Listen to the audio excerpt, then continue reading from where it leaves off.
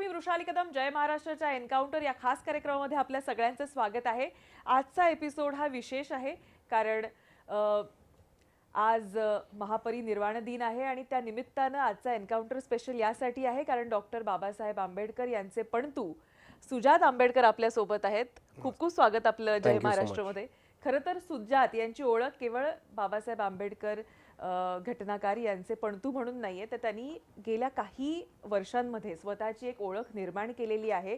मला असं वाटतं की पक्ष त्यांचा पुढे नेण्यामध्ये त्यांचा फार महत्त्वाचा रोल हा काही वर्षांमध्ये राहिलेला आम्ही माध्यमकर्मी म्हणून पाहिलेला आहे.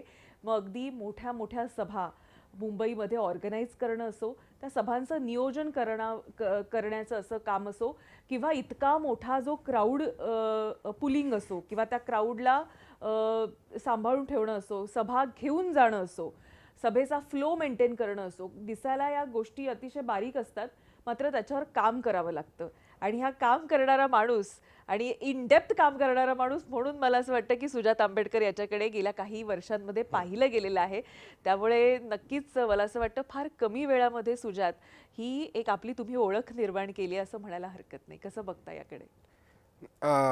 मेनली एक खूप मोठं कारण ह्याच्याकडे दुर्लक्ष केलं जातं इज पॉलिटिक्स हॅज बिकम, और after 2014 politics has become a show जो पडद्यावरती दिसतो, पडद्यावरती चालतो. त्याला सिरियल म्हणा, नेटफ्लिक्सची 3 सिरीजची एपिसोड्स म्हणा, किंवा एक 3 तासाचा मूवी म्हणा, जे पडद्यावरती दिसतं ते राजकारण असतं. पण ज्या लोकांनी प्रोडक्शनमध्ये काम केलं, तुम्हालाच चांगलं माहिती असेल की पडद्यामागे जे काय होतं त्याच्यावरनं पडद्यावरती काय चालतं ते खूप अवलंबून राहतं आणि त्याच्यावरती ते खूप डिपेंड राहतं. म्हणून पडद्यामागचे शोरनर्स हे तितकेच महत्त्वाचे आहेत. आणि ह्याच्यामध्ये मी हे म्हणेन की पडद्यामागे मी एकटा आहे असं नाही, एक खूप मोठी आमची टीम आहे. वंचित बहुजन आघाडीची वॉर रूम असेल, प्रबुद्ध भारतची टीम असेल, किंवा सम्यक विद्यार्थी आंदोलनाची जी पोरं व्हॉलेंटियर्स म्हणून या सभेला उभे येतात, किंवा एक तुम्ही आता आमच्या सभांबद्दल एक सांगितलं तर एक विशिष्ट असं दिसतं की वंचितच्या सभांमध्ये तुम्हाला कुठे बाउन्सर्स हा प्रकार दिसणार नाही. समता सैनिक दल, बाबासाहेबांनी निर्माण केलेली समता सैनिक दल प्रत्येक सभेला येऊन सिक्युरिटी देतात. त्यांच्याकडे क्राऊड मॅनेजमेंट असते, त्यांच्याकडे सेफ्टी आणि ग्राउंडची मॅनेजमेंट असते. आणि ते पहिले जयभीमची सलामी देतात आणि मग त्या सलामीनी आमची सभा सुरुवात होते. सो त्याला पण एक वेगळं वळण हे अख्ख्या टीममुळे आलं आहे. आणि आत्ता परवाची जी गाजलेली सगळ्यात सभा होती 25 नोव्हेंबरला शिवाजी पार्कवरती झालेली संविधान सन्मान महासभा, त्या सभेमध्ये खरं सांगायचं तर माझं 0 कॉन्ट्रीब्युशन होतं.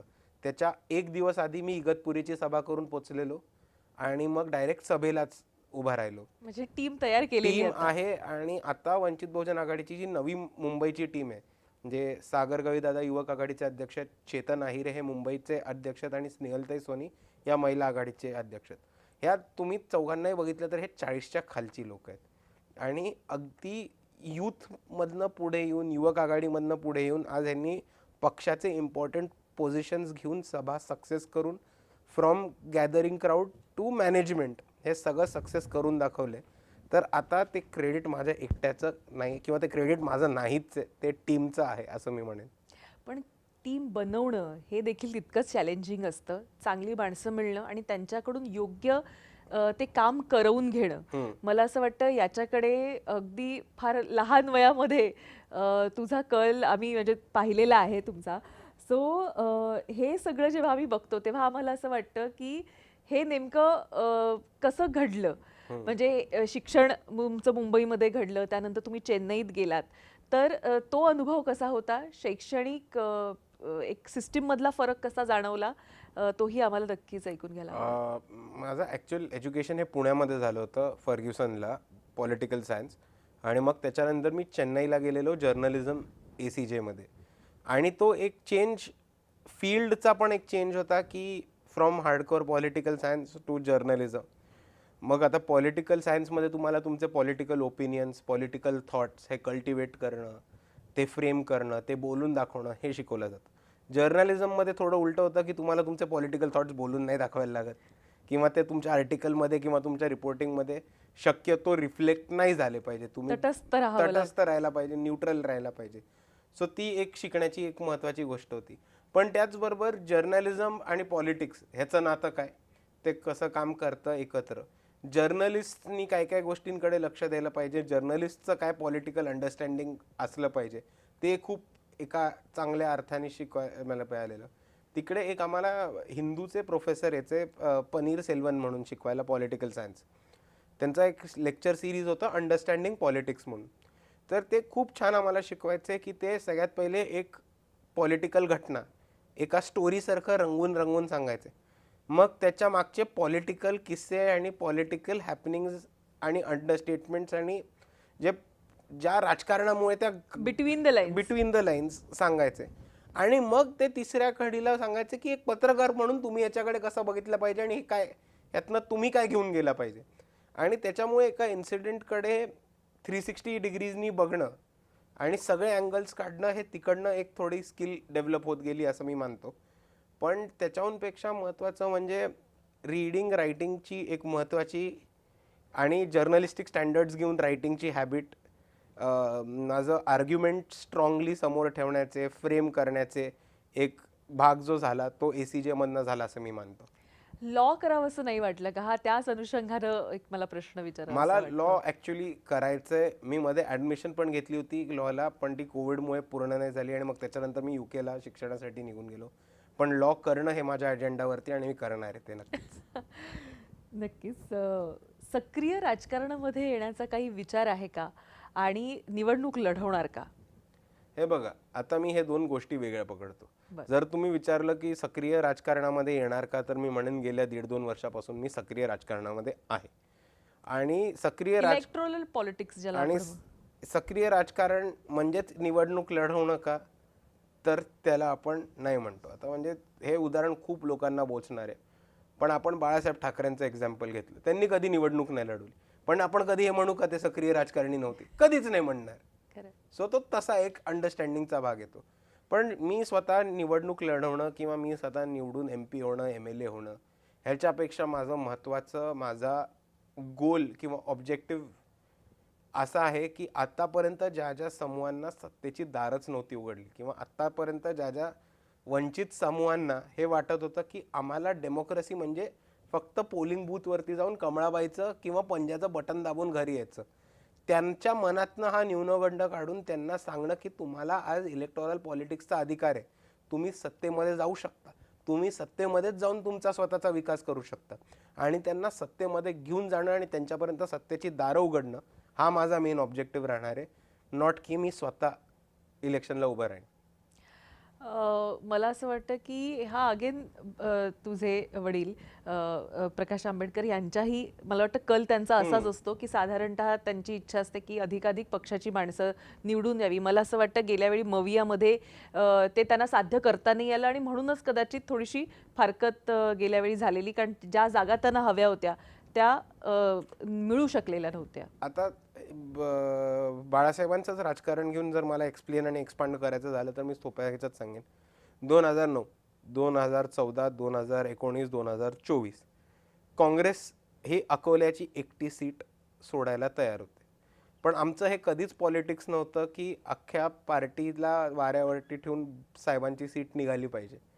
हे आमचं कधीच पॉलिटिक्स नव्हतं आणि हे त्यांचंही कधी ओरिएंटेशन नव्हतं. त्यांचं पॉलिटिक्स हे नेहमी आत्तापर्यंत वंचितांना सत्तेमध्ये कसं बसता येईल किंवा OBC झाले, मायक्रो OBC झाले, मुसलमान झाले, आदिवासी झाले, हे जे पॉलिटिकल कम्युनिटीज आहेत ज्या कधी पॉलिटिकल स्पेसमध्ये किंवा मुख्य प्रवाहामध्ये आल्याच नाहीत, ह्यांना सत्तेमध्ये कसं घेऊन जातील आणि स्टेट पॉवर आणि सत्तेच्या मार्फत ह्यांचा विकास हे स्वतः रिप्रेझेंटेटिव्ह निवडून आणतील, हे कसं करता येईल ह्याच्यावरती राहील. आता आम्ही MVA बरोबर युती करत असताना आम्ही त्यांना 3-4 खूप सोप्या कंडिशन्स ठेवल्या होत्या ज्या त्यांना मान्य नव्हत्या. त्यातली एक होती की मिनिमम 4 मुसलमान उमेदवार हे महाराष्ट्रातनं उभे करावेत. MVAने किती मान्य नव्हती. MVAने किती उभे केले? 0. आम्ही त्यांना अजून एक कंडिशन टाकली होती की आम्हाला साईन करून द्या की आमच्या मतांवरती निवडून आलेली लोक हे BJP मध्ये जाणार नाहीत.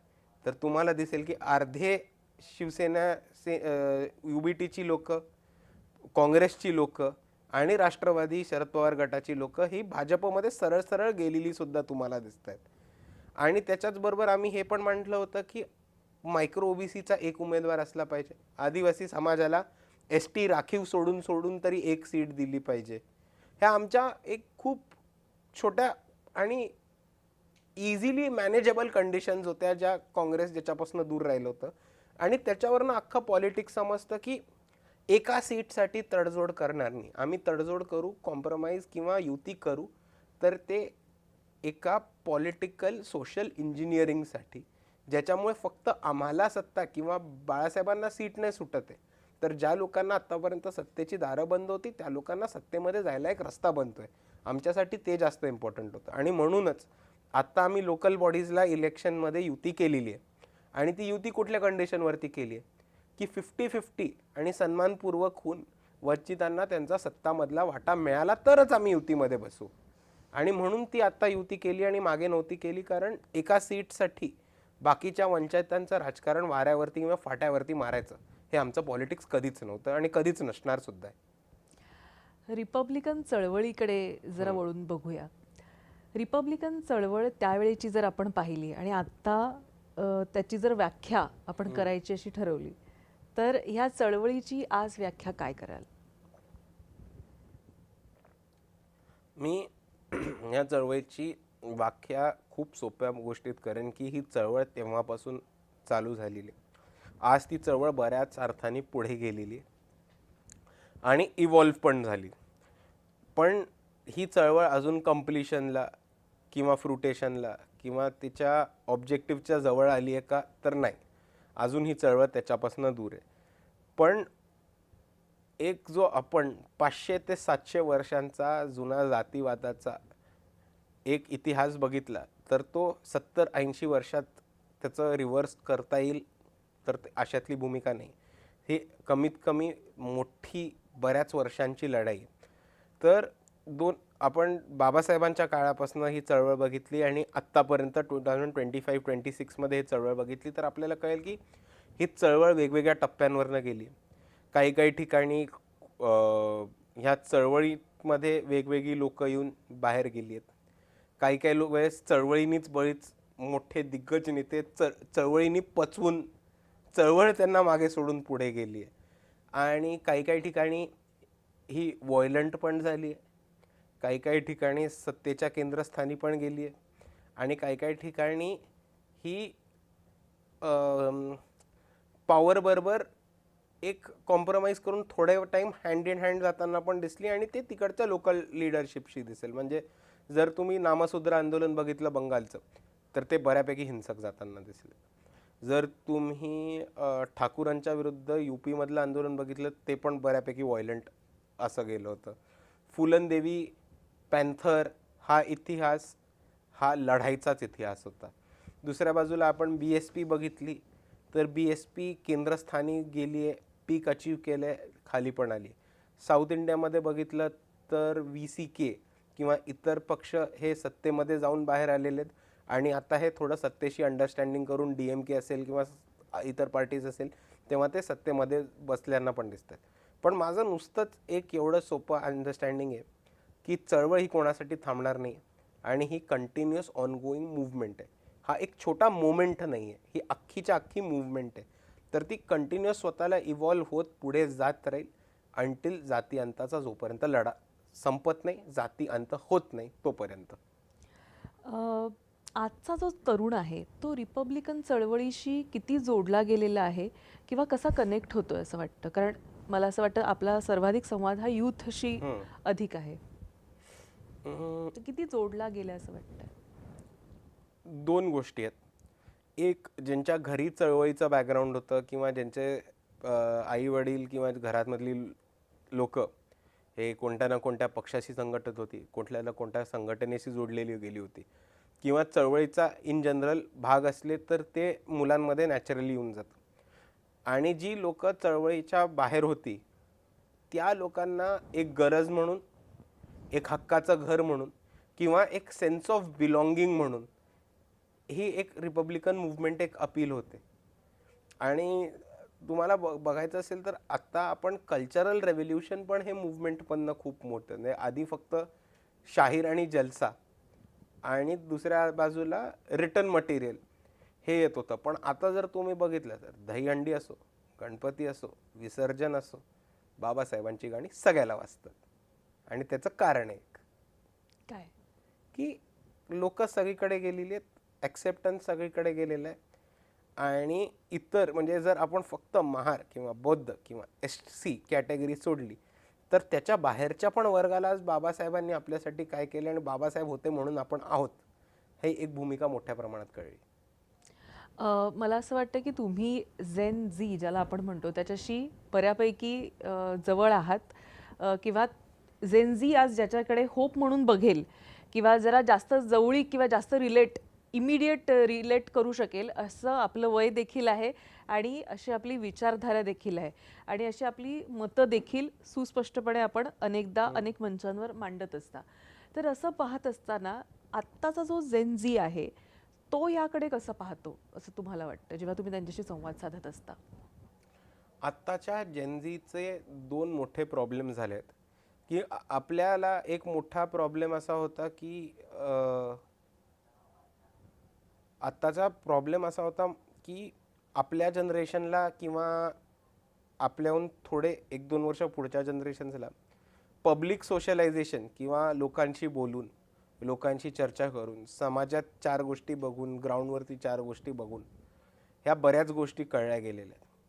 आणि मग त्याच्यानंतर इंटरनेट आलं, गुगलवरती सर्च करणं, इंटरनेटवरती माहिती शोधणं, मग फेसबुक, ईमेल्स हा प्रकार आला, मग त्याच्यावरती लाँग फॉर्म रायटिंग लिहिणं, वाचणं, मग त्याच्यानंतर यूट्यूबवरती लाँग व्हिडिओज बघणं, असा एक मोठा प्रकार आणि एक एज्युकेशन प्रोसेस होत गेलेली. जेनझीचा एक मोठा प्रॉब्लेम जो आता झाला आहे की त्यांची सुरुवातच 30 सेकंड बाईट साईज कंटेंटमधनं चालू झाली आहे रील्सच्या फॉर्ममध्ये. आणि त्यांचं विश्व, त्यांचं जग हे एक थोडं त्या 4x4 30 सेकंड फॉर्मॅटमधनं त्यांना स्पष्ट होत गेलं आहे. आणि त्याच्यामुळे बऱ्याच गोष्टी अंडरस्टँडिंगवरच्या लिमिट्स आलेल्या आहेत. आणि त्याच्यामुळे रिअल इश्यूज काय आहेत आणि रिअल इश्यूज पुढे जाऊन अंगावरती कसे येणार आहेत किंवा त्याची डेप्थ काय किंवा आहे? त्याची डेप्थ काय ह्याच्यापासून ते बऱ्या अर्थाने दूर राहिलेत, असे एक अंडरस्टँडिंगमध्ये प्रॉब्लेम येतो. आणि ते छोट्या छोट्या गोष्टींमधनं ते अगदी मोठ्या गोष्टींमध्ये येतं. म्हणजे तुम्हाला आता नेपाळचं उदाहरण द्यायला झालं तर आपण नेपाळ आज देश बघितलं तर ॲब्जेक्ट पॉवर्टी आहे. आपल्या इंडियाची दारिद्र्य रेषा किंवा पॉवर्टी लाईनचा जर क्रायटेरिया वापरला तर तो नेपाळ त्याच्याहून बराच खाली आहे असं आपल्याला दिसतं. नक्कीच.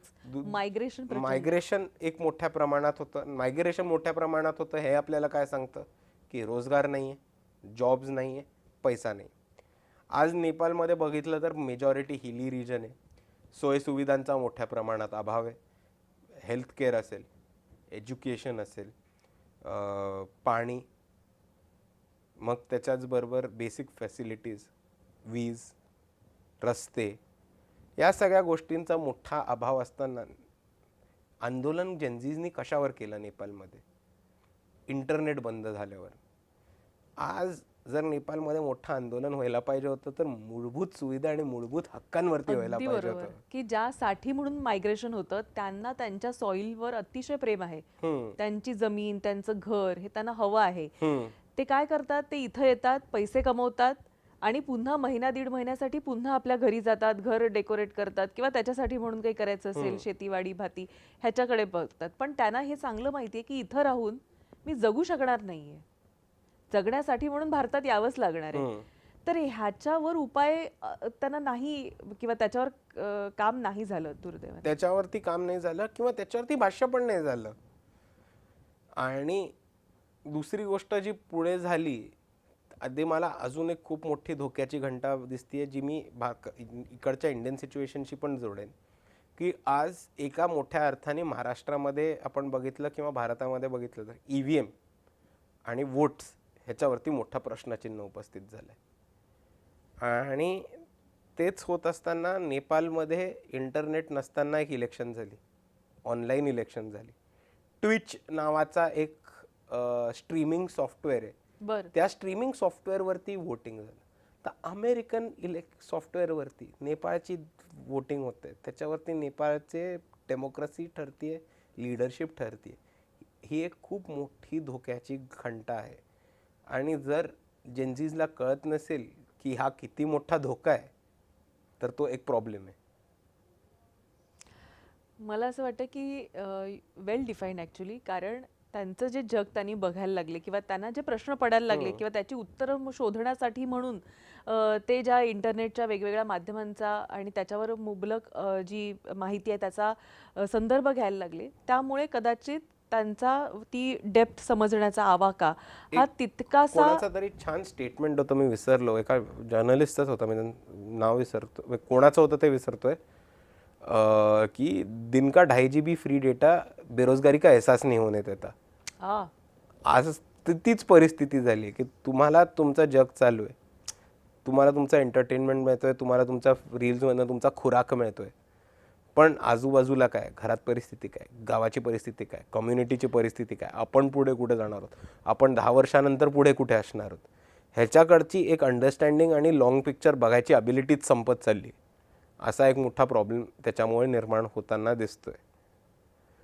आणि परत आपण जर बघितलं तर सर्वेलन्स स्टेट,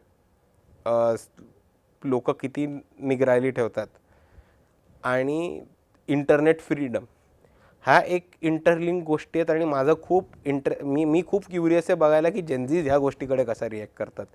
म्हणजे तुम्ही जितका वेळ दिवसाचा फोनवरती घालता त्यातला किती डेटा चोरला जातो, तुम्ही ॲक्च्युली किती प्रायव्हसी मिळते, तो संचार ॲप आल्यानंतर अजून किती प्रायव्हसी पुढे जाऊन मिळणार आहे, ह्याच्यावरती जेनझीज कसे रिॲक्ट होतात हे मला खरंच बघायला उत्सुकता आहे. पण जेनजींची रोखठोक मतं आहेत आणि त्यांना ते तितक्याच स्पष्टपणे ते मांडत असतात.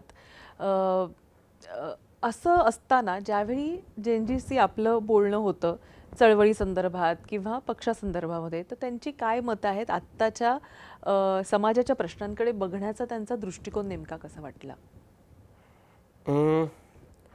मी तेच म्हणतो की जेनझीज एका बाजूला प्रॅक्टिकल वाटतात, दिसतात आणि प्रॅक्टिकली आणि रोखठोकप्रमाणे बोलतात, पण ते प्रॅक्टिकलनेसला किंवा त्या रोखठोकपणाला एक सोशल अंडरस्टँडिंगची डेप्थ आणि सोशल अंडरस्टँडिंग किंवा सामाजिक चळवळीशी एक अंडरस्टँडिंग असून त्याला जोडल्याचं एक तुमच्यामध्ये आवाका पाहिजे. आणि जर तुम्हाला ते नसलं तर तुम्हाला तुमचेच प्रश्न खूप लिमिटेड होतात आणि वन डिरेक्शनल होऊन जातात, असा प्रॉब्लेम येतो जो आज आपल्याला मोठ्या प्रमाणात होताना दिसतोय. म्हणजे आज कितीतरी अशा गोष्टी आहेत ज्या आपल्याला सरकारकडनं किंवा इकडच्या व्यवस्थेकडनं सांगितल्या जातात आणि त्याच्यावरनं सोपे लॉजिकल प्रश्न जे उलटे विचारले जायला पाहिजेत ते जात नाहीत. आणि त्याच्यावरनं कळतं की एक अंडरस्टँडिंग नॅरो झाली आहे, जी ब्रॉड व्हायला पाहिजे होती, सॅच्युरेट झाली आहे.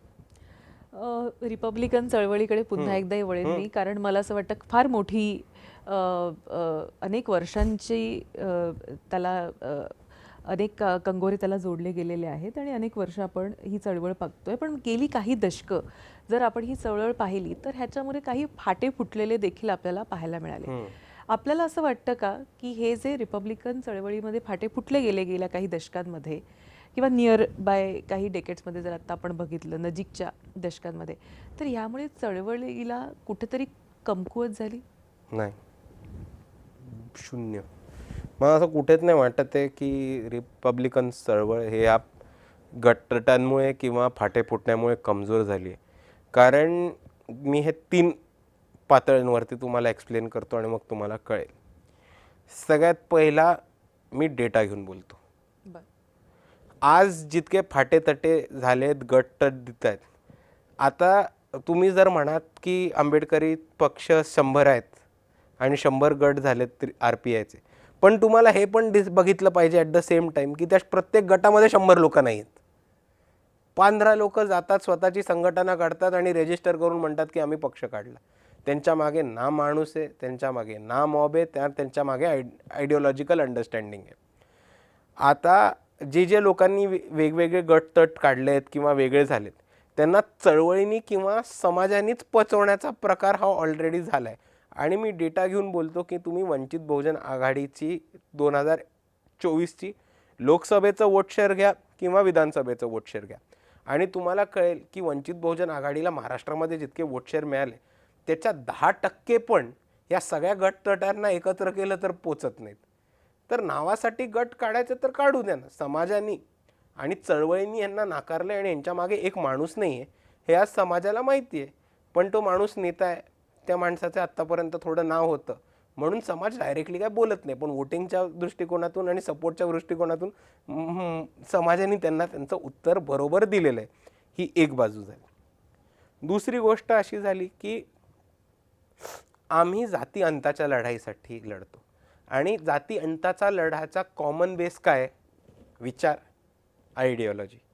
तर मग विचारावरनं फरक पडतील, विचार मतांमध्ये मतभेद होतील आणि आयडिओलॉजिकल डिफरन्सेस किंवा डिफरन्स ऑफ ओपिनियन हा नेहमी येत राहील.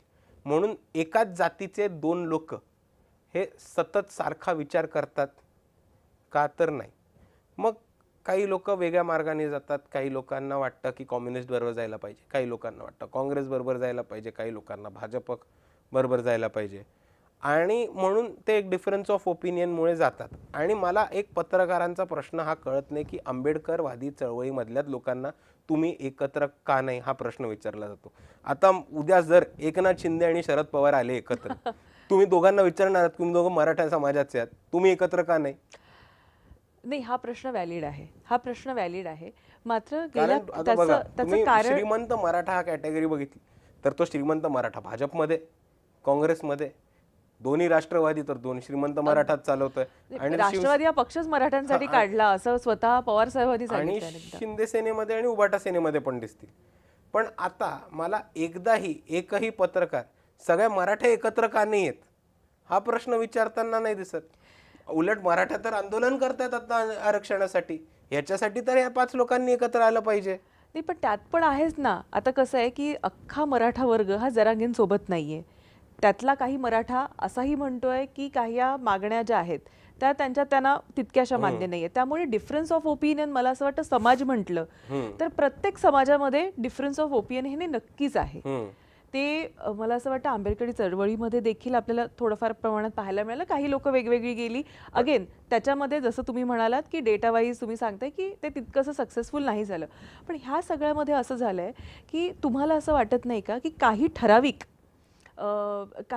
लोकांनी ह्या चळवळीकडे म्हणा किंवा ह्या म्हणजे समाजाकडे फक्त वोट बँक म्हणून पाहिलं गेल्या काही वर्षांमध्ये आणि केवळ वोट बँक म्हणून त्या समाजाकडे पाहत त्यांनी स्वतः चांगली पदं मिळवली नक्कीच. हो, पण हे सगळ्यांबरोबर झालंय. काँग्रेसनी मुसलमान समाजाला वोट बँक म्हणून बघितले, भाजपनी ब्राह्मणांना वोट बँक म्हणून वापरले. आता इतक्या वर्षानंतर देवेंद्र फडणवीस हे सत्तेच्या केंद्री आले, नाहीतर ब्राह्मण समाजाला बीजेपी हा वोट बँक म्हणूनच वापरत होता. सो हे प्रत्येक ठिकाणी झाले आणि हे प्रत्येक समाजाबरोबर त्याच्यात समाजातली लोक हे करत आलेत. फक्त माझा आर्ग्युमेंटचा मुद्दा हा आहे की आपण चर्चा फक्त आंबेडकरवादी गटतटांबद्दल करतो, आपण ब्राह्मणांच्या गटांतटांबद्दल भांडण बोलत नाही, आपण मराठ्यांच्या ह्याच्याबद्दल बोलत नाही. ब्राह्मणांचं तितकं बाहेर पडत नाही. ते पडत नाही कारण त्याच्याबद्दल चर्चा होत नाही. चर्चा झाली तर बाहेर पडेल. नक्कीच आहे, नक्कीच. पुन्हा रिपब्लिकन नेते हे केवळ आमदारकी, खासदारकी याच्या मागे काही काळ पळताना दिसले आणि त्यामुळे चळवळ विसरले असं आपल्याला वाटतं का? हो, पण पुढे जाऊन चळवळ सुद्धा या नेत्यांना विसरली आहे ना. जर एका माणसाने चळवळीला सोडून आमदारकी आणि खासदारकीच्या मागे केले आणि त्यांनी जिकडे चळवळीच्या बरोबर किंवा चळवळीला पकडून आणि समाजासाठी आणि आंबेडकरवादी विचारांसाठी जी भूमिका घ्यायला लागेल ती विचारधारेशी कॉम्प्रोमाइज केला असेल तर चळवळ पण त्यांना मागे ठेवून चळवळ पुढे जाते आणि चळवळ त्यांना आता त्यांच्यातलं मानत नाही. ही पण एक वस्तुस्थिती आपल्याला प्रामुख्याने समोर दिसते. म्हणूनच आपल्याला अजूनही दिसत आहेत की कितीतरी नेते हे काँग्रेस बीजेपी बरोबर आहेत, पण त्यांना वेटेज मिळत नाही, त्यांना सीट मिळत नाही, किंबहुना त्यांना त्यांच्या पक्षाचे उमेदवार लढवायला त्यांचा एबी फॉर्म पण वापरू देत नाहीत. भाजप स्वतःचा एबी फॉर्मवरती लोकांना उभी करतेत. आता ह्या गोष्टी कशामुळे होतात? Lack of bargaining power. Lack of bargaining power कुठनं येते? लॅक ऑफ पॉवरमधनं. लॅक ऑफ पॉवर कुठनं येते? समाजाने आणि चळवळीने तुम्हाला बाहेर टाकले म्हणून. सो ते अख्खं कम्प्लीट सर्कल आहे. पण हिंदुत्ववादी विचारसरणी हे आंबेडकर विचारधारेतला सुसंगत आहे का असं आपल्याला वाटतं की आव्हान हे सगळं होत चाललंय? याकडे आपण कसं? 2 गोष्टींनी म्हणतो. एक, बाबासाहेबांनी सेक्युलर हा शब्द तेव्हा कॉन्स्टिट्यूशनमध्ये लिहिला नव्हता, तरी सेक्युलरिझम हा प्रत्येक फ्रेमवर्कवरती भारताच्या संविधानाच्या आले. तर सेक्युलर हा शब्द कुठनं आला आणि तो बाबासाहेबांनी का नव्हता टाकला, मी ह्याच्याबद्दल पण बोलतो. नक्कीच. की सेक्युलर हा शब्द सगळ्यात पहिले आला की चर्चचा हस्तक्षेप हा गव्हर्नन्समध्ये नसला पाहिजे. हा जेव्हा इंग्लंडमध्ये आणि USA मध्ये जेव्हा आणि फ्रान्समध्ये जेव्हा पहिली गव्हर्नमेंट स्थापन झालं, तेव्हा एका बाजूला देश चालवणारे प्रिन्स किंवा राजा राजे होते आणि दुसऱ्या बाजूला चालवणारे आर्क बिशप, पोप आणि त्यांची चर्च होती. आता चर्चनी गव्हर्नन्समध्ये हस्तक्षेप नाही केला पाहिजे किंवा लोकप्रतिनिधी जे मतांवरती निवडून येतात ते चर्चच्या दबावाखाली नसले पाहिजेत किंवा ते चर्चच्या सांगण्यात नसले पाहिजेत. याच्यासाठी सेक्युलरिझम हा शब्द आणि सेक्युलरिझम ही भानगड काढून की धर्मनिरपेक्ष, धर्म हा तुमचा देश कसा चालणार किंवा धर्म हा तुमच्या गव्हर्नन्समध्ये हस्तक्षेप नाही करणार, ह्याच्यासाठी ही सेक्युलरिझमची फ्रेमवर्क काढली. भारत जेव्हा स्वातंत्र्य झाला आणि भारत देशामध्ये जेव्हा संविधान लागू झालं, तेव्हा चर्च किंवा एक हिंदू मठ जे देशामध्ये हस्तक्षेप करतोय अशी कोणतीही परिस्थिती नव्हती. म्हणून तेव्हा बाबासाहेबांनी तिकडे सेक्युलरिझम हा शब्द टाकला नाही. पण प्रत्येक फ्रेमवर्कमध्ये चारही पार्ट्समध्ये आपल्याला हे दिसेल की धर्म हा देशापासून वेगळा राहील आणि लोकप्रतिनिधीच देश चालवतील, हे खूप क्लिअरली अंडरस्टँडिंग बाबासाहेबांनी तिकडे टाकलं होतं. आणि दुसरा भाग झाला की एक आपण मनुवादी हिंदुत्व जर पकडलं तर मनुवादी हिंदुत्वामध्ये हा ह्युमॅनिटीचा आणि मानवत्वाचा आधार हा जात मानतो आणि आम्ही जात ही व्यवस्था मानत नाही आणि आम्ही जातीचा अंत करायला निघालो. म्हणून जोपर्यंत ह्या दोन कॉन्सेप्ट्स एकमेकांच्या विरोधात राहतील तोपर्यंत आंबेडकरवादामध्ये वैदिक मनुवादी हिंदुत्व हे कधीच बसणार नाही. मला असं वाटतं की थोडंसं आता आपण वेगळ्या विषयाकडे वळूया. बेरोजगारी हा आत्ताचा विषय आहे. तरुणांमधली हिंसक वृत्ती, नियम आणि कायदा जो आहे त्यांच्याप्रती थोडीशी अनास्था आपल्याला तरुणांमध्ये खास करून पाहायला मिळते. यावर आंबेडकरी चळवळ या दृष्टिकोनातून आपण कसं बघता त्यांच्या या किंवा त्यांना यातून बाहेर काढण्यासाठी किंवा त्यांना थोडंसं रिवॅम्प त्यांचं करण्यासाठी त्यांना? नाही, ह्याच्याकडे मी 3-4 गोष्टींकडनं बघतो आणि फक्त आंबेडकरवादी दृष्टिकोनातून नाही, पण मी सगळ्याच अँगलनी एक्सप्लेन करायचा प्रयत्न करतो. की एका बाजूला बेरोजगारी खूप मोठ्या प्रमाणात वाढली.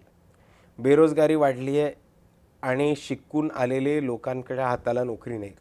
नोकरी नाही तर मग व्यवसाय धंदा करायला गेलो तर मग एका अर्थाने एक्झिस्टिंग सिस्टम्स म्हणजे ती जात असेल, वर्णव्यवस्था असेल, जेंडर असेल किंवा इकॉनॉमिक्स असेल, ह्या गोष्टी आड येतात आणि तुमची बॅकग्राऊंड ज्याचा बेसिस हा जास्त करून जातच आहे, त्याच्यावरनं तुम्ही किती सक्षमपणे कॅपिटल उभं करू शकता धंदा करायला आणि व्यवसाय चालू करायला आणि स्वतः एक व्यावसायिक किंवा एंटरप्रेन्योर होऊ शकता का, त्याच्यावरती प्रश्नचिन्ह होतं.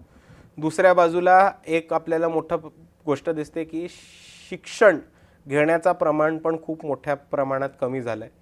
कारण एका बाजूला शिक्षण घेऊन हाताला नोकरी नाही ही वरच्या पिढींची परिस्थिती आजच्या तरुणाला दिसते आणि दुसऱ्या बाजूला BJP सत्तेमध्ये आल्यानंतर बार्टी, महाज्योती, सारथी आणि इतर UGCच्या स्कॉलरशिप्स ह्या मोठ्या प्रमाणावरती कमी करून इकडच्या वंचितांना शिक्षण मिळणार नाही अशी एक व्यवस्था करून ठेवलेली आहे. आणि जितकं कमी शिक्षणाचं प्रमाण तितकं जास्त तुम्ही गुन्हेगारी किंवा इतर चुकीच्या ठिकाणांकडे जातं, हा एक प्रोवन रिसर्च आहे. आणि तिसऱ्या बाजूला आज हे पण दिसतं की खूप मोठ्या प्रमाणांवरती सत्ताधारी आज या युवकांना चुकीच्या अर्थाने वापरून घेत आहेत. ते बिर्याणी 2 टाईमचं जेवणसाठी असो किंवा पॉलिटिकल प्रोटेक्शन, मोटरबाईक, त्याच्यातलं पेट्रोल किंवा इवन मोबाईल रिचार्जसाठी असो. पण इकडचे सत्ताधारी आज, कारण आपण बघा की मेजॉरिटी 90% कम्युनिटीकडे नोकऱ्या नाही आहेत, रोजगार नाही आहे आणि एक इन्कमचं साधन नाही. आणि दुसऱ्या बाजूला सत्ताधाऱ्यांकडनं अनलिमिटेड कॅश फ्लो चालू आहे. तर मग अशा परिस्थितीमध्ये टू मेक एंड्स मीट आणि आपणच जी वाईट परिस्थिती केली आहे त्याचा फायदा उचलू, या परिस्थितीमध्ये सत्ताधारी आणि इकडचे जे आपण त्यांच्या भोवतीचा पॅराफर्निलिया म्हणतो त्याच्यामध्ये खूप तरुण पोरं चुकीच्या गोष्टींमध्ये ओढत चालली गेली आहेत. आज ही परिस्थिती दिसते आपल्याला. थोडंसं मुंबईच्या निवडणुकांकडे येऊया. जसं मगाशी आपण वोट बँक हा विषय आपल्या समोर होताच. मुंबई निवडणुकांकडे वंचित कशा पद्धतीनं पाहतं? किती जागा तुम्ही लढवण्याकडे तुमचा कल असेल? स्वतंत्र जाणार का की सोबत जाणार? हे प्रश्न नक्कीच आहेत. आम्ही ताकदीने तयारी करतोय आणि मी आता जसं सांगितलं तसं वंचित बहुजन आघाडीची मुंबईची एक नवीन कमिटी, तरुणांची कमिटी बनलेली आहे. यांनी खूप ठिकाणी उमेदवार शोधलेत, सर्वे केलेत आणि कामाला सुद्धा लागलेत आणि अशी परिस्थिती दिसते की बरेच असे प्रभाग आहेत आणि पॅनलच्या पॅनल आहेत जिकडे वंचित बहुजन आघाडीचा खूप चांगला प्रभाग आहे. आणि जर 2024च आपण वोटिंग बघितलं तर असे 8 ते 9 पॅनल आहेत जिकडे वंचित बहुजन आघाडी पहिल्या क्रमांकावरती ऑलरेडी मागच्या इलेक्शनमध्ये दिसते. बरं. सो त्याच अनुषंगाने पुढे जाताना आम्ही पूर्ण ताकदीने ह्या निवडणुकीमध्ये लढू. मुंबईमधल्या लोकांचे प्रश्न आणि आज मुंबईमध्ये बघायला गेलं तर खऱ्या अर्थाने मुंबईमध्ये वंचितच इकडच्या लोकांसाठी काम करू शकते आणि ह्याचं एकच कारण आहे की आमच्या मुंबईमधल्या एकाही बिल्डरशी साटलोटं नाही. हे मी ऑन कॅमेरा सांगतो आणि प्रत्येक पार्टीच्या लोकांना चॅलेंज करतो की तुम्ही कॅमेरावरती बोलून दाखवा. आज आम्ही एकाही बिल्डरबरोबर बसलो नाही. ते शुगी असू देत, लोढा असू देत, काँग्रेसवाला असू देत, राष्ट्रवादीवाला असू देत, आम्ही बिल्डरशी समझोते करणार नाही आहोत आणि आम्ही मुंबई इकडच्या मुंबईकरांसाठीच टिकून ठेवणार आहोत आणि कोणत्याही बिल्डरच्या घशात ही वस्ती किंवा मुंबईच्या नागरिकांची जागा ही जाऊ देणार नाही. ह्याच्यावरती आम्ही प्रामुख्याने लढू. आज जर तुम्ही मुंबईच्या नागरिकांचे प्रश्न बघितले तर तुम्हाला 2 प्रामुख्याने highway cutting, MMRDA, railway lines आणि SRAच्या नावाखाली मुंबईच्या लोकांना स्थलांतरित करून त्यांची जमीन बळकून त्यांना खूप कमी दर्जाचं रिप्लेसमेंट किंवा पुनर्वसन हे देण्यात आलं आहे आणि ज्याच्यामध्ये एक खूप मोठ्या प्रमाणात लोकांचे हाल होते. हे एक. आणि दुसऱ्या बाजूला आपल्याला एक दिसेल की आज Mumbai is one of the most expensive cities. मुंबईमध्ये असा एक आमच्या मित्रांमध्ये जोक आहे की तुम्ही मुंबईमध्ये आलात, श्वास घेण्याचे 50 रुपये लागले तुम्हाला. असा दर आहे मुंबईमध्ये. प्रत्येक गोष्टीमध्ये जर तू एका माणसाला मुंबईमध्ये राहायचं असेल आणि एक दिवसभराचा काढायचं असेल तर 700 ते 800 रुपये कुठेच नाही गेले त्या माणसाचे. कमीत कमी म्हणजे बस लोकल ट्रॅव्हल करून वडापाव खाऊन काढला असेल तरी तुम्हाला रेंट आणि ऑन ॲन ॲव्हरेज हे तेवढे जाणारच. मग तेवढ्या दर्जाचा इन्कम आहे का? तर काही काही ठिकाणी आहे, काही काही ठिकाणी नाही आहे. पण तुम्ही जेवढे पैसे या शहरामध्ये राहण्यासाठी खर्च करताय तेवढ्या दर्जाचं तुमचं लाइव्हिंग आहे का? आणि तेवढ्या दर्जाच्या तुम्हाला सोयीसुविधा इकडचे BMC आणि सत्ताधारी पुरवत आहेत का? आणि त्याचं उत्तर आहे नाही. आणि म्हणून मी म्हणतो की मुंबई वाचवायची असेल तर ते इकडच्या मुंबईच्याच नागरिकांनी एकत्र येऊन पुढाकार घेऊन, कोणी बंगल्यामध्ये राहणारे सत्ताधारी जे बिल्डरांची साठलोटं करतात हे नाही वाचू शकणार. मुंबईमधले नागरिक आणि मुंबईमधले कार्यकर्तेच हे मुंबई वाचू शकतील, ह्याचं माझं ठाम मत आहे. आणि तुमच्या शेवटच्या प्रश्नाचं उत्तर द्यायला गेलो तर आम्ही ताकदीने मुंबई लढू. जर गरज पडली तर स्वबळावरती लढून जिंकायची आमची तयारी आहे. पण जर सन्मानपूर्वक 50-50ची युती होत असेल, स्वाभिमानाची युती, तर आम्ही युतीमध्ये बसायला पण तयार आहोत. पण ती युती भाजप आणि त्यांच्या मित्रपक्षांशी करणार नाही. भाजप आणि त्यांचे मित्रपक्ष सोडून 50-50 युतीमध्ये जायला आम्ही तयार आहोत. बरं. तर तुमची तयारी तुम्ही दाखवलेली आहे. पण जर ह्या आपल्या वोट बँककडे जर बघितलं तर आज समाजाची जी तुमची वोट बँक आहे ती जवळपास 9 ते 10% आहे. आणि हा फार मोठा टक्का आहे जो 1 टाकी मतदान करतो. बरोबर. त्यामुळे ह्या टक्क्याकडे मला असं वाटतं सगळ्यांच्याच नजरा ह्या जरा टवकारून बघतायत. तर ह्याकडे आपण कसं बघताय?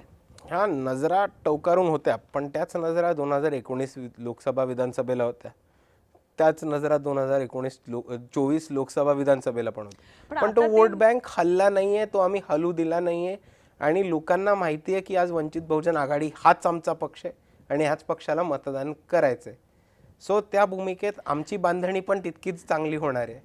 पण आता त्या ह्याच्यात बघायचं झालं तर असं साधारणतः मानलं जातं की मुंबईमध्ये आता मराठी माणूस हा साधारणतः 35 ते 37% मॅक्झिमम 37 म्हणजे काही पॉकेट्स थोडेसे आपण इकडचे ते सबर्ब्स मधले उपनगरातले वगैरे पकडले तर एक साधारणतः 37% ते 35% इथपर्यंतच मराठी भाषिक माणूस हा मर्यादित झालेला आहे. दुर्दैव आहे हे. गेल्या दशकांमध्ये काही ज्या पद्धतीनं मराठी माणूस हा मुंबईच्या बाहेर फेकला गेलेला आहे त्याची ही परिणिती आहे. ह्या परिणितीमध्ये हा जो आपल्याला 35% दिसतो त्याच्यामधला साधारणतः 9 ते 10% हा समाजाचा आहे तुमच्या. त्यामुळे हा मोठा टक्का मानला जातो. त्यामुळे अर्थात जे आज मराठी माणसासाठी म्हणून काम करतायत त्याही पक्षांच्या नजरा हा टक्का आपल्याकडे आकर्षित करण्याकडे आहेतच. पण याकडे आपण कसं ह्या दोन ज्या पक्ष जे मराठी अस्मिता घेऊन चाललेत ह्या ऐतिहासिकली खूप जातीवादी ताकद असल्यामुळे आमचा समाज त्यांच्याकडे जाण्याचा प्रश्नच नाही किंवा आमच्या समाजाने दोनदा बघून विचार करण्याचा पण प्रश्न नाही की आता जे मराठी अस्मितेचे मुद्दा घेऊन लढतात जाती अंतरीच्या म्हणजे जातीवादी दंगलीमध्ये कास्ट अट्रॉसिटीजमध्ये उदाहरण घेऊन झालं तर नामांतराच्या दंगलीमध्ये BDD चॉलमध्ये झालेल्या पॅन्थर वर्सेस सेनाच्या दंगलीमध्ये हीच लोक हे ॲग्रेसरच्या भूमिका घेऊन होते. म्हणून आमची लोक यांना भीक टाकणार नाहीत ही परिस्थिती सगळ्यांना माहिती.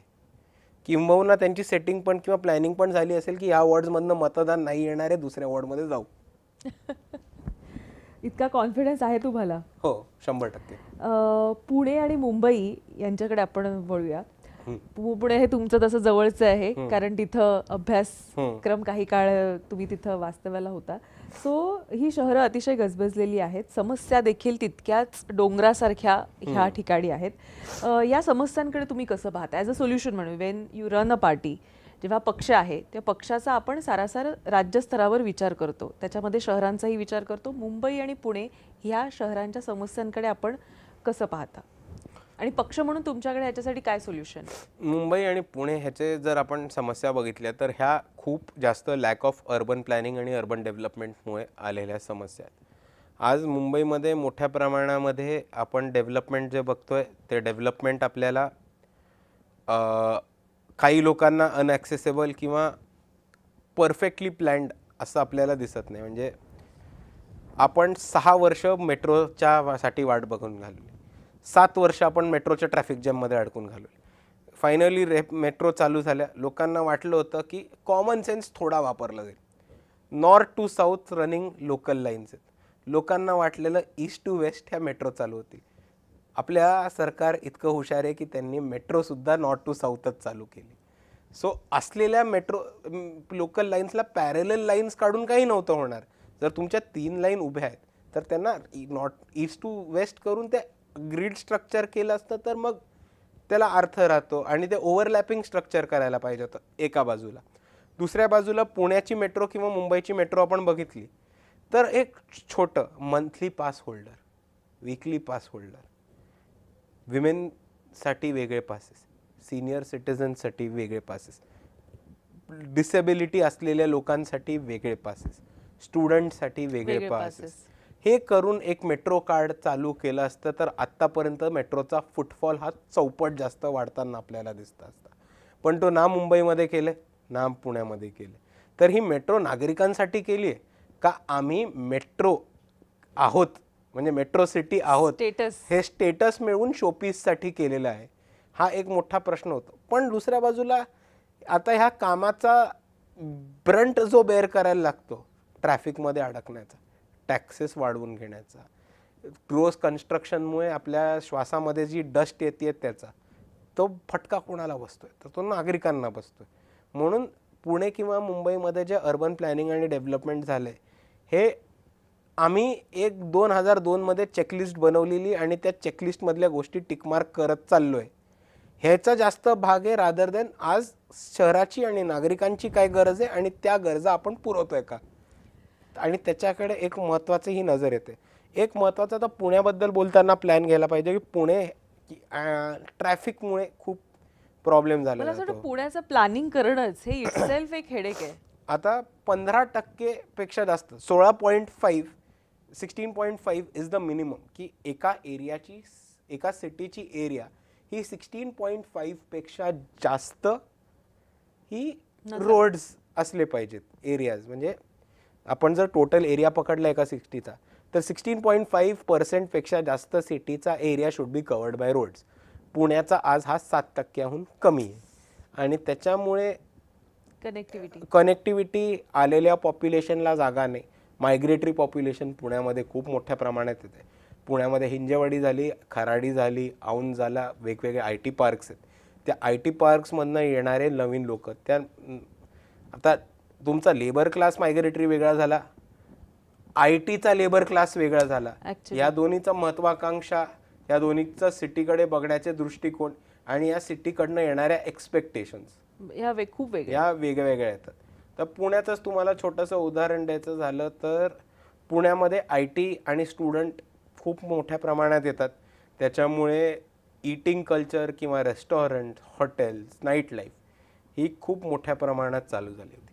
पुण्यामधल्या सत्ताधाऱ्यांनी पैसे खाऊन अंडर द टेबल कॉन्ट्रॅक्ट घेऊन सगळ्यांना इलिगल लायसन्सेस, अर्धवट परवानग्या हे असं दिलं. आणि आपण बघितलं की एक पोर्श ॲक्सिडेंट होतो पुण्यामध्ये आणि 17,000 पेक्षा जास्त हॉटेल इंडस्ट्रीमधली काम करणारी लोक रातोरात बेरोजगार होतात.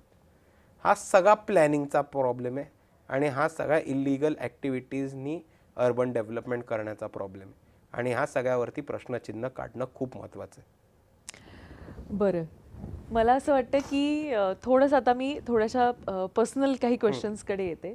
तर एकतर तुमचं शिक्षण, जसं तुम्ही म्हणालात की मुंबई आणि पुणे आणि चेन्नईमध्ये शिक्षण झालं, पण या दरम्यान मला असं वाटतं परदेशात देखील जाऊन आपण शिक्षण घेतलं होतं. तर तो एक अनुभव कसा होता, तिकडच्या शिक्षण पद्धतीचा अनुभव कसा होता?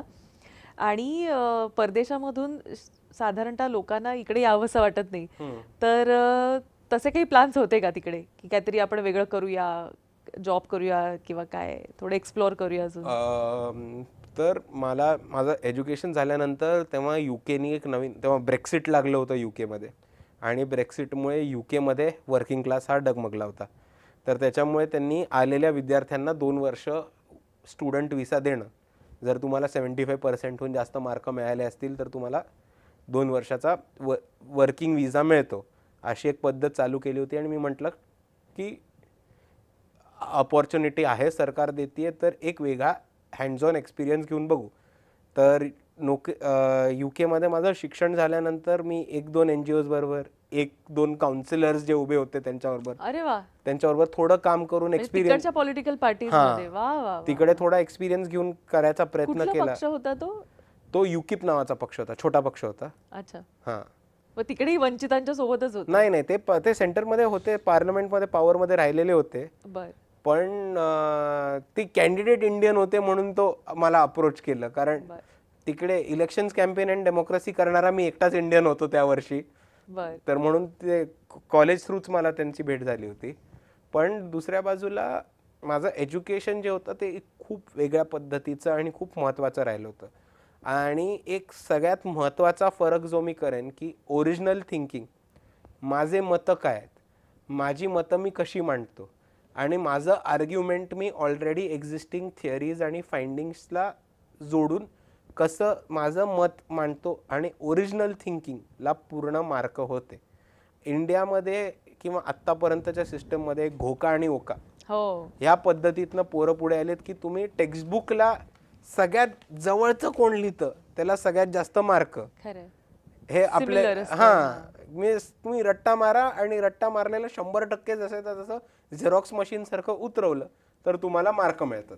पण UKमध्ये तुम्ही तुमचे विचार डेव्हलप करा, तुमचे विचार जर चुकीचे जात असतील तर आम्ही त्यांना लाईनवरती आणायला मदत करू, पण तुम्ही स्वतःहून डेव्हलप करा, स्वतः काहीतरी विचार करा आणि ओरिजिनल काहीतरी पेश करा. ह्याच्यावरती त्यांचा खूप जास्त भर असल्यामुळे मला ते खूप एज्युकेशन एन्जॉय असं आणि शिकायला मजा आली. आणि दुसऱ्या बाजूला आजूबाजूच्या लोकांशी बोलताना किंवा इव्हन घरच्यांशी, आई वगैरेशी बोलताना त्यांनी पण एक म्हटलेलं की एक ॲनालिटिकल थिंकिंग हे तिकडच्या कोर्समुळे वाढलंय.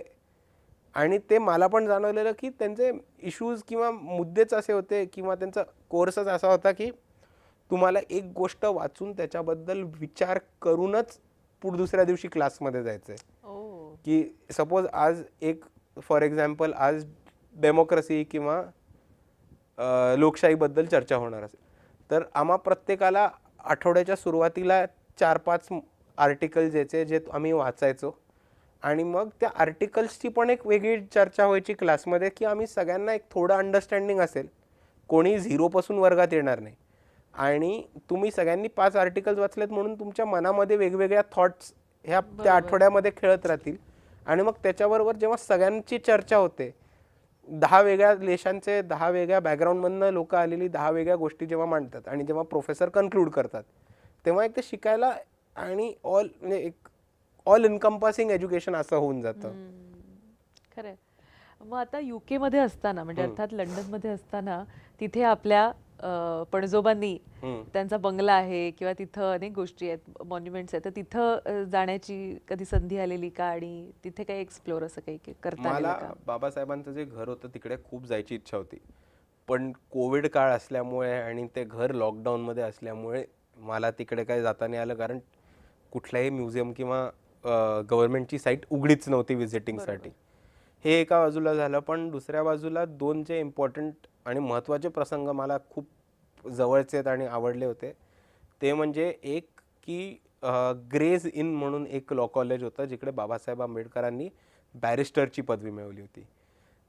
त्या युनिव्हर्सिटीनी बाबासाहेबांना रेकग्नाइज करायचं ठरवलं आणि एक मी त्या पेंटरचं नाव विसरलो पण त्या एक पेंटरनी बाबासाहेबांचं एक जुनं पेंटिंग बनवलं होतं आणि ते पेंटिंग एका भिंतीवरती लावून म्हणजे त्यांचं जे पोर्ट्रेट रूम असते त्या कॉलेजची की जिकडे सगळे दिग्गज त्या कॉलेजमधनं शिकले असतात त्या पोर्ट्रेट रूममध्ये बाबासाहेबांचं पेंटिंग चढवणार होते तिकडे खाली नावाची पाटी लावून आणि अजून एक रूम स्टडी रूम ही बाबासाहेबांच्या नावावरती ते डेडिकेट करणार होते. अरे वा. तर ते जेव्हा झालं तेव्हा मी UK मध्ये होतो आणि त्यांच्या फॅकल्टीला कोणीतरी सांगितलं की मी आहे तर त्यांनी मला त्याच्यासाठी इन्व्हाइट केलं होतं आणि त्या एका गोष्टीचा भाग बनणं एक खूप एक टचिंग आणि असं इमोशनल गोष्ट होती माझ्यासाठी नेहमीच. आणि दुसऱ्या बाजूला 6 डिसेंबरच्या एका महापरिनिर्वाण दिवसाच्याच कार्यक्रमाला इंडियन हाय कमिशननी इन्व्हिटेशन दिलेलं अच्छा. त्यांच्या इकडे येऊन पुतळ्याला हार घालायला आणि ती पण एक खूप वेगळी गोष्ट होती कारण आत्तापर्यंत आपण हे नेहमी पॉलिटिशियन्समध्ये करत होतो पण भारताचे बाहेर देशी राहणारे ब्युरोक्रॅट्स, ॲम्बॅसिडर, एम्बसीजचे सगळे डिप्लोमॅट्स, एक्सपॅट्स ह्यांच्याबरोबर बोलणं ह्यांच्याबरोबर एक इंटरॅक्शन होणं पण एक वेगळी गोष्ट होती. बरं आता मला असं विचारायचं वाटतं की तुझी हेअरस्टाईल तर ही युनिक हेअरस्टाईल करण्यामागचं कारण किंवा काय तुला सुचलेलं आहे असं एक म्हणजे आणि हा एक प्रश्न आणि दुसरं म्हणजे बाबासाहेब आंबेडकर यांचा पणतू म्हणून जेव्हा आपण तुला म्हणतो तर हे प्रेशर तुला अगदी शाळेत असल्यापासून किंवा एक थोडंसं असं कधी म्हणजे अप्रूप पण आहे या गोष्टीचं पण एक आता आपण we have to be up to the mark किंवा काय हे असं प्रेशर कायम होतं का म्हणजे शाळेतल्या दिवसांपासून मग पुण्यात असो चेन्नईत असो किंवा मग परदेशात गेल्यावर हे अनुभव आल्यानंतर सुद्धा एक माणूस म्हणून जगताना असो.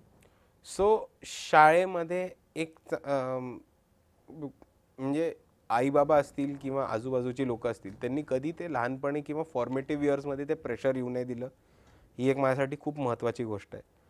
पण जसं जसं पब्लिक लाईफमध्ये किंवा त्याच्यापेक्षा जसं जसं चळवळीमध्ये काम करत गेलो तसं तसं प्रेशर आणि काय म्हणतात expectation to be up to the mark हे जास्त जाणवत गेलं त्याचं ओझं पण जास्त कळत गेलं आणि त्या प्रेशरमधनं घडत पण मी गेलो असं पण म्हणता येईल आणि त्या प्रेशरमुळेच नॉट प्रेशरमुळे पण त्या प्रेशरमुळे एक कामाच्या ओढ्याकडे बघण्याचा दृष्टिकोन बदलणं आणि त्याच्याचबरोबर चळवळीमध्ये अख्खं स्वतःला झोकून देणं ह्या 2 गोष्टी खूप सहजपणे करता आल्या मला आणि त्याच्यामधनं ते होत गेलं. पण इट इज ऑल्सो मी म्हणेन की ही माझ्या एकट्याचं प्रेशर नाही आहे. मी तुम्हाला हे एक्सपांड करून सांगतो की आत्तापर्यंत इकडे पोचलेल्या किंवा माझ्यासारख्या इकडे ह्या खुर्चीवरती बसलेल्या दलित समाजातनं, आदिवासी समाजातनं आणि बहुजन समाजातनं जे विद्यार्थी येतात आणि मी तर सोडून द्या माझे पणजोबा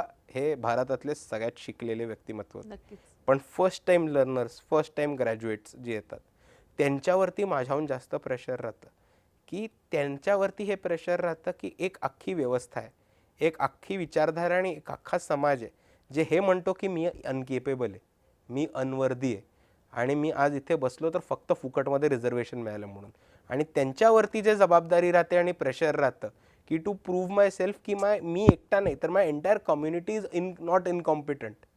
की आम्ही बाहेर राहिलोय तर तुम्ही जातीवाद केल्यामुळे, आम्ही बाहेर राहिलोय तुम्ही डिस्क्रिमिनेशन केल्यामुळे, not because we are dumb, not because आम्ही अनवर्दी आहोत. ते प्रेशर माझ्याहून खूप जास्त राहतं आणि ते प्रेशर आज समजण्याची लोकांना वेळ आली. वा, वेल डिफाईन्ड. खरं आहे.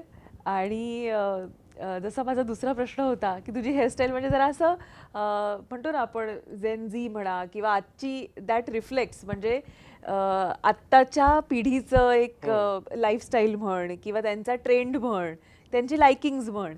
तर ह्याच्यामध्ये जेव्हा तू जेल होत असतोस आणि हे सगळं जेल होत असताना किंवा कुठेतरी जेव्हा तू मुवमेंटचा विचार करतोस, कशी तू ह्याची सांगड घालत असतो? म्हणजे youngsters, young crowd, young blood with young thoughts आणि त्यासोबतच जी चळवळ, जी पारंपरिक इतकी वर्ष चालत आलेली आहे, तिला सुद्धा एक लॉजिकल एंडपर्यंत घेऊन जाण्यामधला हे जे ट्रान्झिशन आहे त्याकडे कसं पाहतोस? नाही, मी ह्याची माझ्या मनात असंच सांगड वगैरे कुठे काही घातली नाही मला. पण साधारणतः हे दिसतं ना आपल्याला की आता समाजामधला सुद्धा जो यंग क्राऊड आहे तो सुद्धा तो झेनझी असेल म्हणा किंवा थोडंसं त्या वयाच्या थोडा थोडा पार आलेला असेल म्हणा, तो ह्या सगळ्याकडे कसं बघतो? मला नाही वाटत कोणी एवढी विचार करतं किंवा एवढी तू बोलतं कोणी याच्याबद्दल. It is just accepting what is main stream and what is not. म्हणजे ते खूप आधीपासून जातं की चांगला दिसणारा माणूस कोण, वाईट दिसणारा माणूस कोण, क्रिमिनल एलिमेंट कोण, क्रिमिनल एलिमेंट कोण नाही, किंवा एक वर्किंग क्लास प्रोफेशनल कसा दिसला पाहिजे, एक चांगल्या घरातनं आलेला माणूस कसा दिसला पाहिजे. तर चांगलं घर म्हणजे कोण, चांगलं घर कोण डिफाईन करतं? कास्ट डिफाईन करते, हेजेमनी डिफाईन करते, इन्कम सोर्स डिफाईन करतात. आणि त्यातनं सगळे हे टाइमपास प्रश्न आलेले आहेत ज्याच्यामध्ये समाजाने उगीच वेळ घातलेला आहे असं मला वाटतं. मला असं वाटतं ही तुझी रोखठोक मतं आहेत जी तरुणांना आजच्या आवडतात. मला असं वाटतं तुझं जे मॅनेजमेंट आहे, मग ते पक्ष सांभाळण्याचं मॅनेजमेंट असतो, पक्षामध्ये जी कामं करणारी लोकं आहेत त्यांना त्यांच्या जबाबदाऱ्या वाटून देण्याचं मॅनेजमेंट असो, मोठमोठ्या सभा ऑर्गनाईज करण्याचं मॅनेजमेंट असो किंवा एक मोठं आव्हान असो की आता वंचित बहुजन पक्षाला पुढे कसं घेऊन जायचं. कारण बरेच पक्ष आहेत, ऑप्शन्सही अनेक आहेत आणि ह्याच्यामध्ये वेगळं स्टँड अलोन राहून अधिकाधिक जो तुझं असं म्हटलं की तुझं जे मोटिव्ह आहे की मी उभं राहून किंवा मी आमदार खासदार होण्यापेक्षा पक्षातली लोकं किंवा समाजातली लोकं कशी अपलिफ्ट होतील किंवा त्यातली माणसं किती पुढे आणि मेनस्ट्रीम राजकारणाकडे येतील. तर ह्या सगळ्या जर तुझा हा प्रयत्न आहे त्याच्यासाठी तुला अनेक शुभेच्छा खरं तर. आणि पण हे जे तुझे प्रयत्न किंवा ही जी तळमळ असते ती कायम माध्यमकर्मी म्हणून आम्ही कायम पाहत असतो आणि म्हणूनच आम्ही आजच्या या दिनाचं औचित्य साधून आम्हाला असं वाटलं की केवळ बाबासाहेब आंबेडकर यांचे पणतू म्हणून नाही तर एक जी धगधग आहे काहीतरी बदल घडवून आणण्यासाठीची ती आम्हाला कायम दिसते. आणि मला असं वाटलं की जय महाराष्ट्राच्या माध्यमातून अनेक लोकांपर्यंत देखील ती गेली पाहिजे. ती जातीये, लोक तुला बरेच फॉलो करत असतात, तू सोशल मीडिया मस्त हँडल करतोस असं मी स्वतःही पाहिलेलं आहे आणि अनेकांकडून ऐकलंही आहे. पण क्रेडिट वंचितच्या टीमचं आणि वॉर रूमचे. मी बऱ्याच दिवस वॉर रूम सोडून ग्राउंडवरतीच फिरतोय, सो ती टीम पण चांगलं काम करते. एक अगदी शेवटी जाताना एक प्रश्न आवर्जून विचारावा असं वाटतो, कारण बाळासाहेब आंबेडकर, प्रकाश आंबेडकर ज्यांना आम्ही म्हणतो, तुझे बाबा, तर ते थोडेसे स्ट्रिक्ट वाटतात आम्हाला जेव्हा ते पत्रकार परिषदेत किंवा अगदी ठामपणे मतं मांडत असतात. तर घरी ते कसे असतात हा एक प्रश्न. आणि अर्थात तुझ्या आईबद्दल देखील, कारण त्या देखील सामाजिक क्षेत्रामध्ये प्रचंड त्यांचं काम आहे, अग्रेसिव्ह आहेत त्या, त्यांची स्वतःची मतं आहेत आणि त्यांचा देखील एक फॅन फॉलोअर एक आहे, मोठ्या प्रमाणात आहे तो, आणि त्यांच्यासाठी त्या सतत काम करताना आम्हाला अनेक वर्ष गेली आम्ही पाहतोय. हे असं असताना मला असं वाटतं की who is the more director at home, you or your mother? I would say mother, कारण शी डिरेक्ट्स एव्हरीथिंग.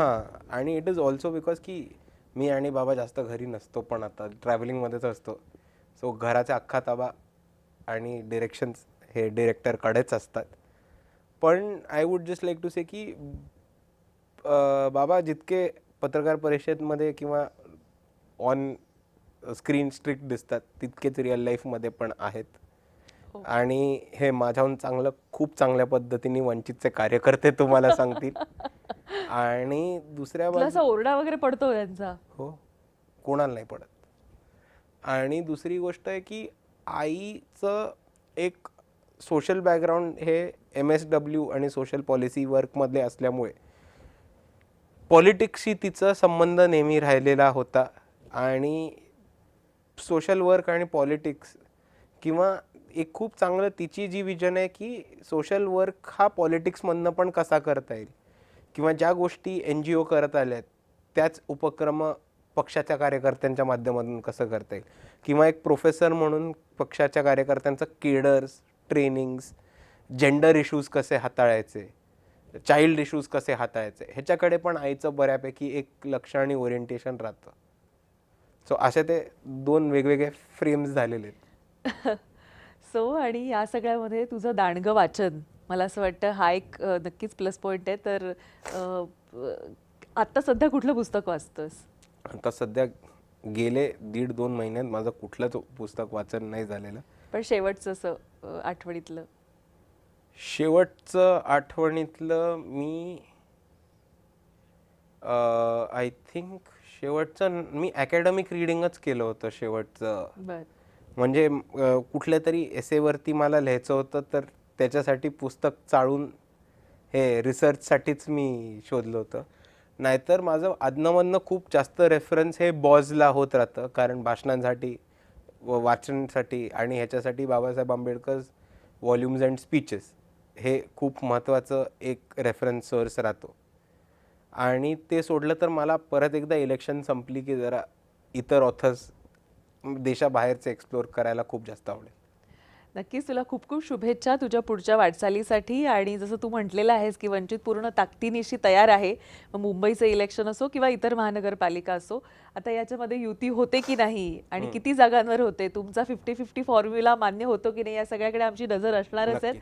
आज आपण इथे आलात, आमच्याशी मनमोकळ्या गप्पा मारल्यात, त्याबद्दल आपले अनेक आभार. आणि आत्ता एन्काउंटरमध्ये वेळ झाली इथेच थांबायची, मात्र तुम्ही कुठेही जाऊ नका पात्रा.